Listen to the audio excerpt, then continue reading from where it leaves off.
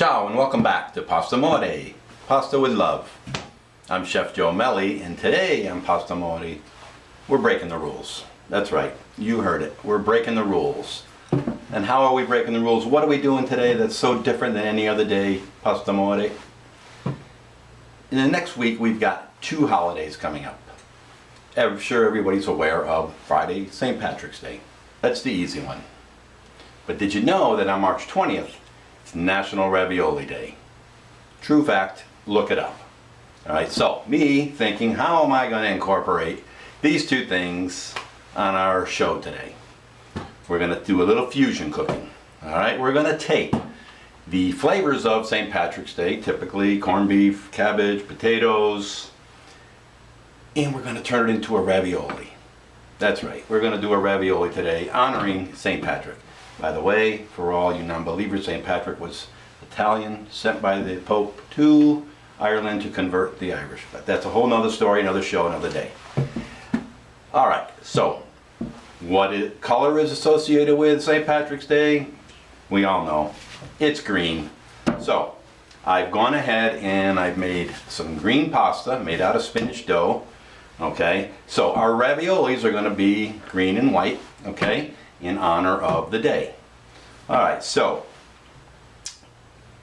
we are going to turn that pasta, that spinach dough, into, as you can see here, I've got some pasta sheets that I pre-made, and I'm going to show you again how to do it. But this is going to be the dough that we're going to use to make our corned beef and cabbage ravioli. Alright, so we're going to play with this a little bit later. Alright, but before we do that, I feel it's only right if I get our filling ready for our ravioli way before I have my pasta dough. Alright, so we're going to walk through the steps of making our dough, or our filling. Okay, so what I have here, okay, is about, I don't know, 12 ounces of leftover cooked corned beef. Alright, to that, I'm going to add, right, maybe about 2 cups of cooked leftover mashed potatoes. Alright, so those are going in. Alright, so how simple is this?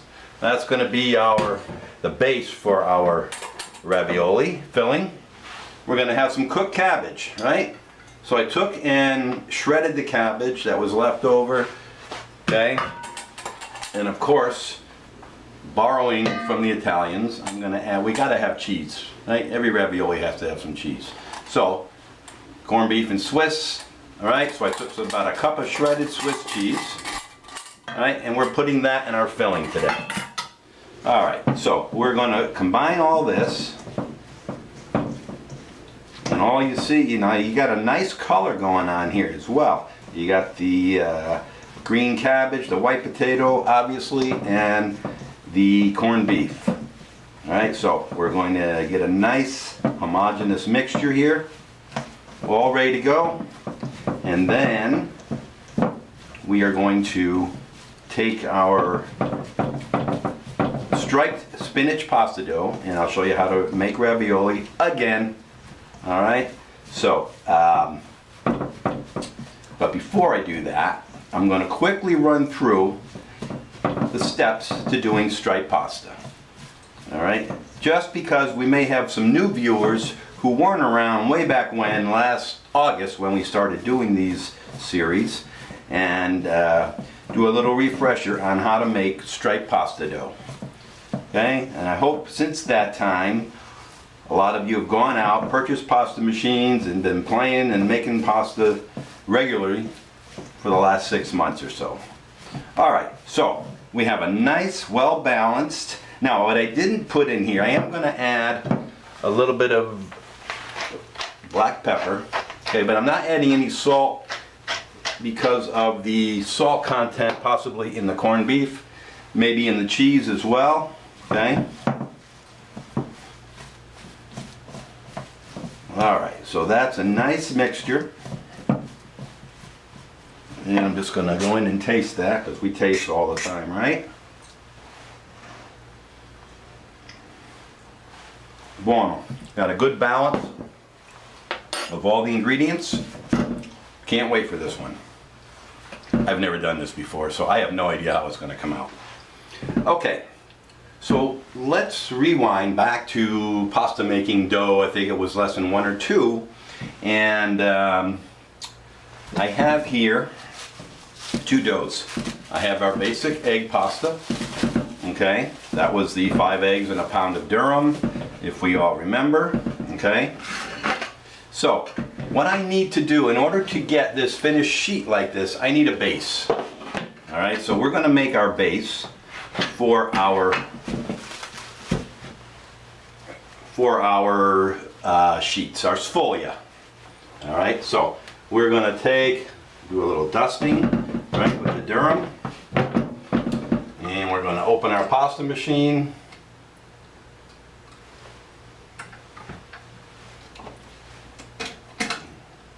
And hope the machine turns on. All right, in between that, let that rest. Okay, we're ready to go.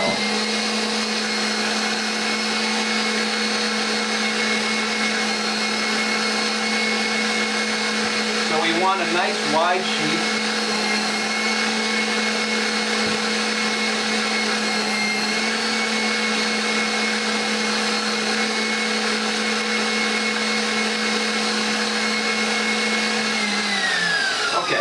So, what we have here is, you see, it's a very thick sheet. This isn't by any means the thickness that we want to make our ravioli with, but this is just the base that we're going to build our stripes with. Okay? So, what do I do from here? In order to get the stripes, I've gone ahead and cut some tagliatelle pasta. Okay? Both green and both white, so I can alternate layers. We're going to add a little bit of glue, that I call it. It's basically water that we're going to brush on our pasta dough. Okay, make it a little bit sticky. And then painstakingly, we are going to add our strips of pasta. Yes, you remember this whole process. Okay, so again, not something you would do for volume feeding, but for a special dinner, okay, a special holiday event, and you want to do something a little bit creative, you can go ahead and do these. Okay, it takes a little bit of time, but that's the fun of pasta making. All right, so how did I make this spinach pasta? Obviously, I use fresh spinach. Fresh spinach right out of the package.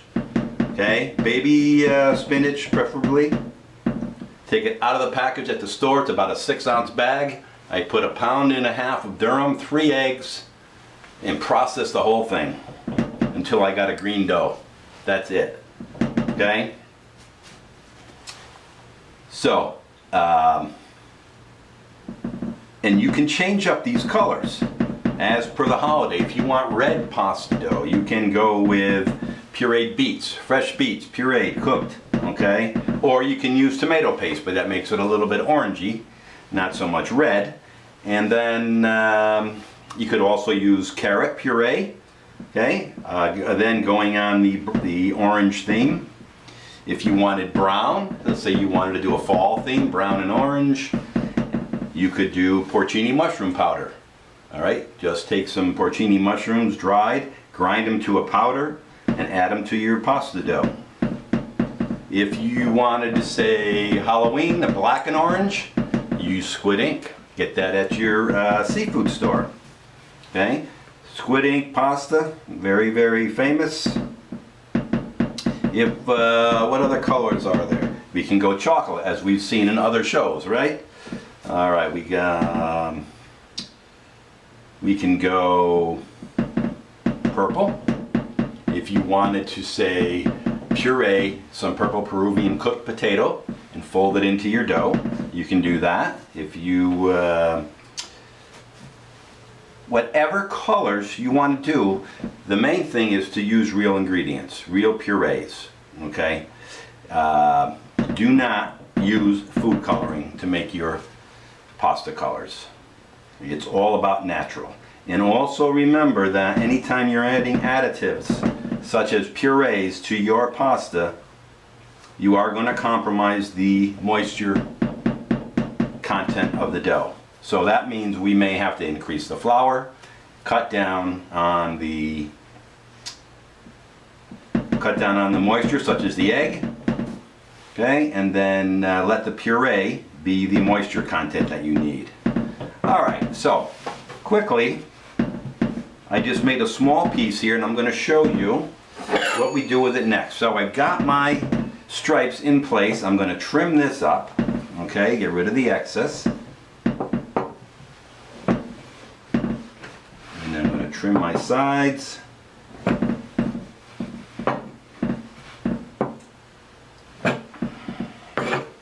Alright, so what I've got here is a sheet that's got my stripes in place. Now I'm going to further press these in here into my bottom sheet with a rolling pin.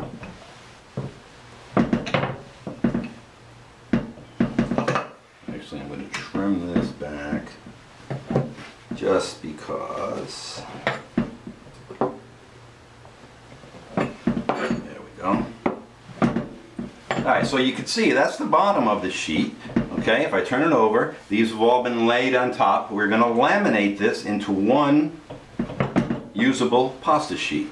Okay, so once this is all in place, again, I'm going to open up to my widest setting. And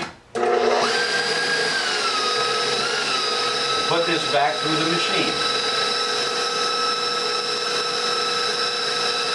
Okay, so you can see little by little, as we go down the rollers, we are going to create one infused pasta sheet with our colors.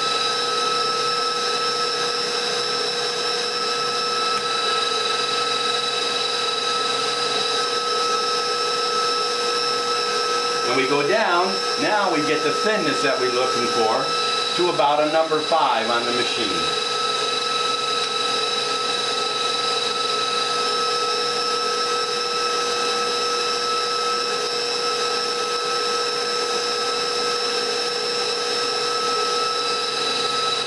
Okay, so I'm going to look, and I see I've got number 5. I'm going to run it again on number 5.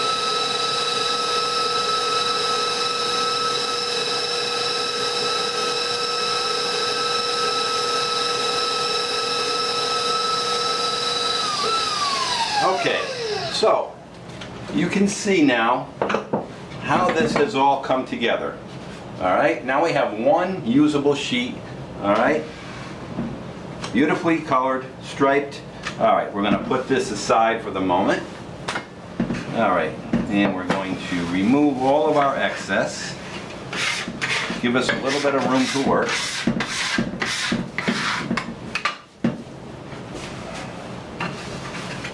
Now that we've got our filling made, now we can proceed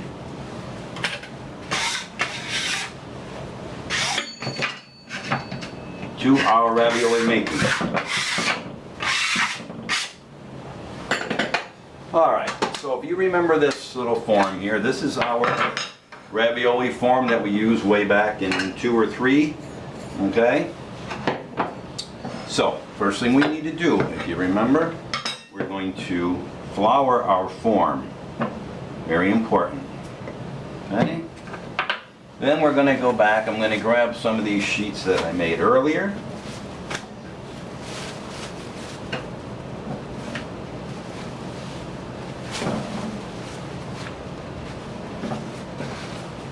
And I'm going to lay down. Now, you want to make sure you see you've got a presentation side and a duller side. Alright, so we want our presentation side down because this after is going to be the top of the ravioli. Okay? So, this goes right over our form, like so. Okay? Then I'm going to take my little, I call my egg carton here. This is going to make my little indentations for my filling. Alright? So, now I'm going to come back and I'm going to put a little ball of our filling in each of these holes.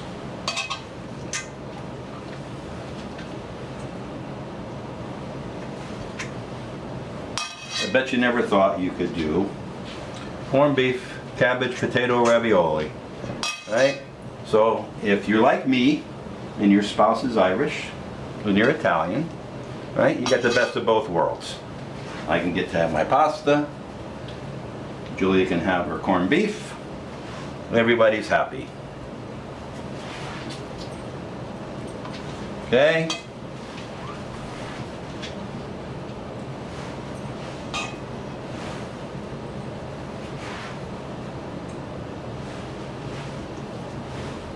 All right, this is, you can get these forms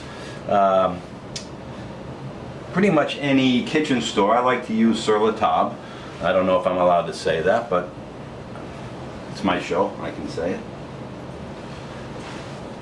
All right, so these forms probably about 12 bucks. They were the last time I bought one. Maybe they're 15 now, who knows. All right, so we have our filling.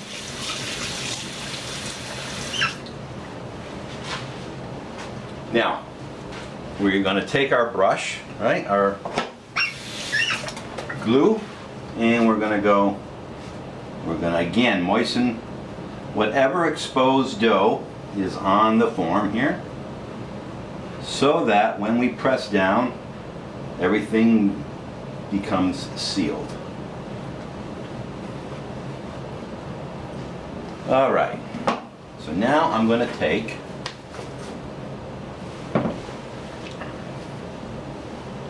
another of our sheet and we're going to lay it right on top, and I'm going to cut the excess because I can make more. We're going to put those back. Now I've got that, I'm going to trim up my sides over here. Alright, so now I'm going to lightly press down. Okay? Move this out of the way, move this out of the way, and I take my trusty rolling pin, okay? And I'm going to bake and dust a little bit of flour here. And so now I'm going to start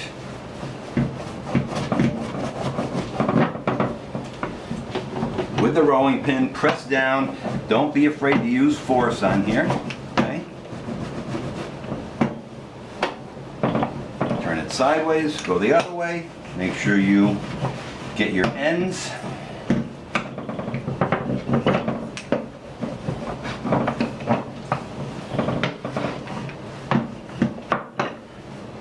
Take off your sides like that. And store these.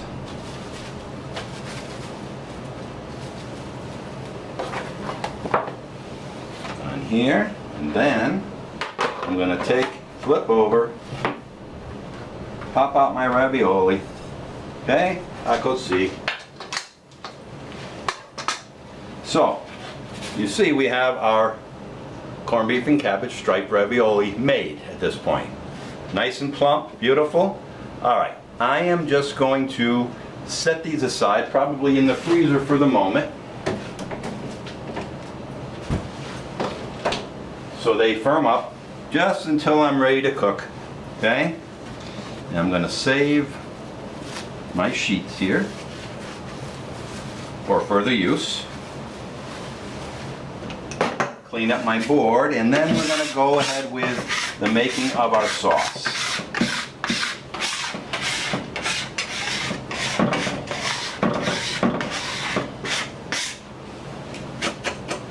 Okay, so I have here my burner, okay? I'm gonna, right in this pan here, I have chicken stock, okay? Chicken broth, you can get the chicken broth at the store. If you had chicken broth in your house from chicken soup, you can just heat up your chicken broth, okay? Now,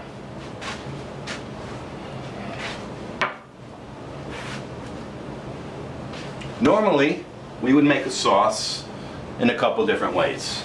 We would take and we would make what we call a velouté, which is basically chicken stock thickened with a roux, which is half butter, half flour, equal parts. And we whisk it in and we have our sauce. Or I could do a slurry with cornstarch and water. So we are eliminating that whole starchy gluten thing today we got enough gluten in our pasta. So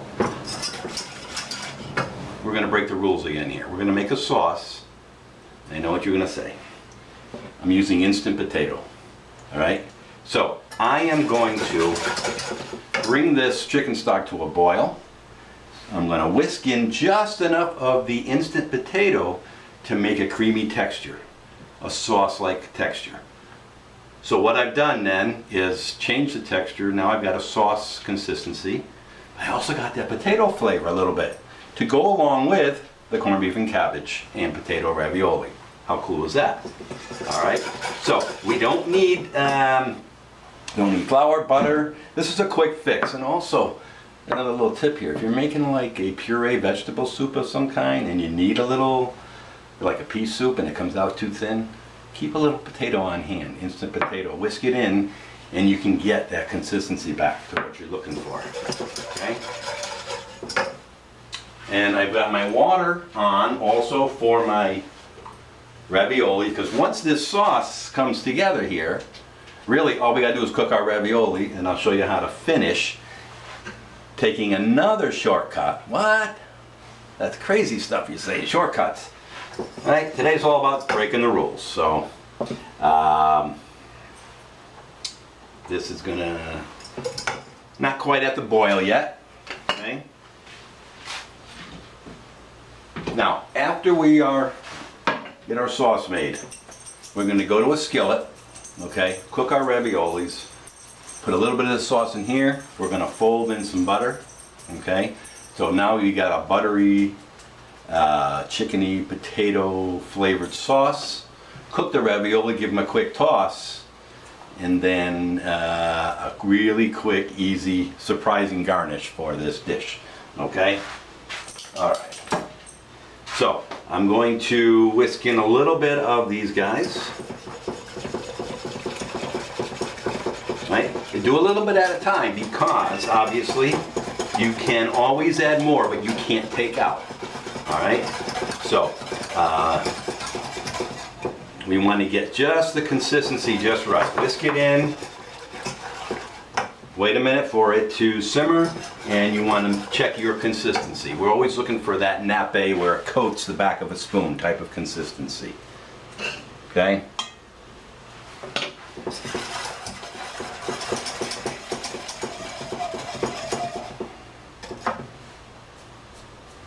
All right. That might be just about what we need.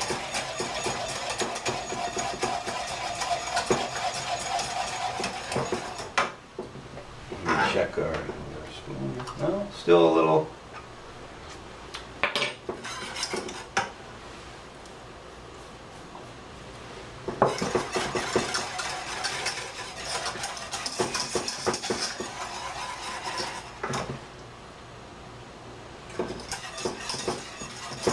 You turn your back on this, and it could be all of a sudden so thick you could make wallpaper paste out of it. All right, so we want to go a little bit, piano piano, a little bit at a time.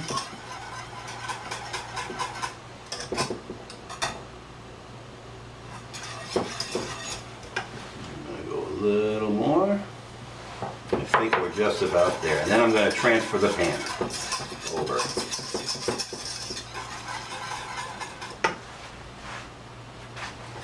You could add a little cream if you wanted at this point, but I'm just going to keep it, since we're adding the butter, I'm going to, this is going to be rich enough with all the other ingredients.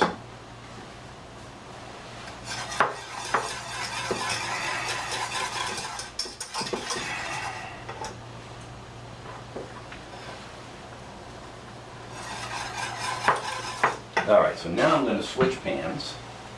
Okay, this is going to go here. My sauce, just enough for our ravioli. Okay.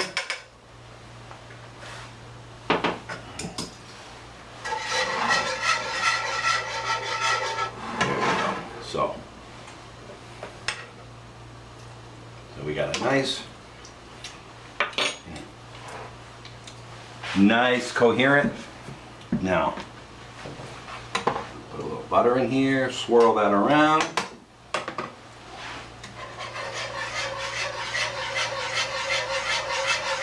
Velvety, smooth, gorgeous. All right. So, our water's boiling here. Our sauce is just about ready. And our raviolis, okay, we're going to break them apart like this.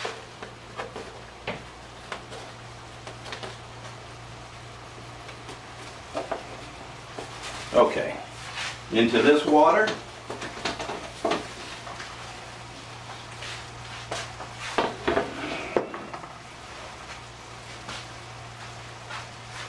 And you'll notice as soon as you put those in the water, the color has popped. That green became really, really bright because that spinach was never cooked. The first time that spinach is getting cooked is right now. Okay, so that is going to bring out that beautiful green color. Going to get our plate ready. Okay.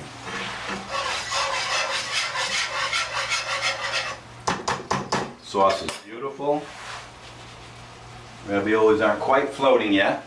All right, so let's talk about frozen peas and carrots. Yes, you heard it right. Probably the only first and last time you'll see this on this show. However, I thought what a great way to add some color. Okay, add a little more substance to this dish. Okay, and it would go really, really well with the corned beef, the cabbage. Now I got potatoes and carrots and peas in a beautiful sauce here. It's going to make everything pop. So like I said, rule breaking. All right, raviolis are floating. We're going to transfer.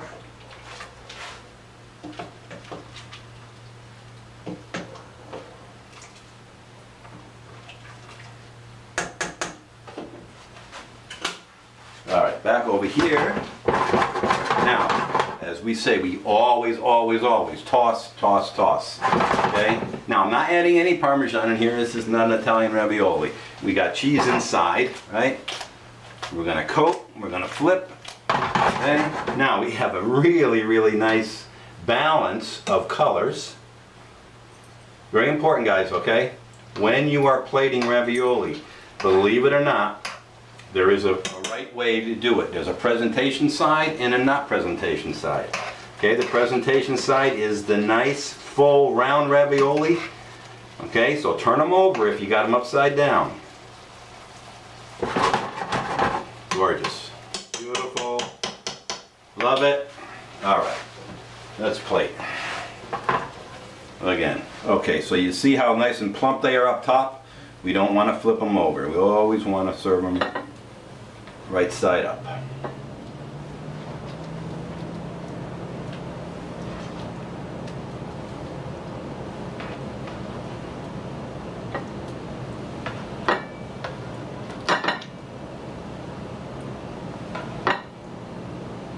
The only thing we're missing with here is maybe a little pint of Guinness, I'm thinking.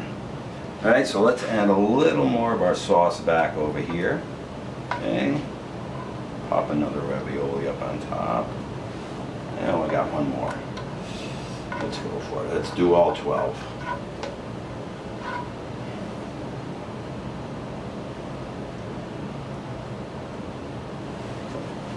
Okay, that's done. Let's clean up our plate a little bit.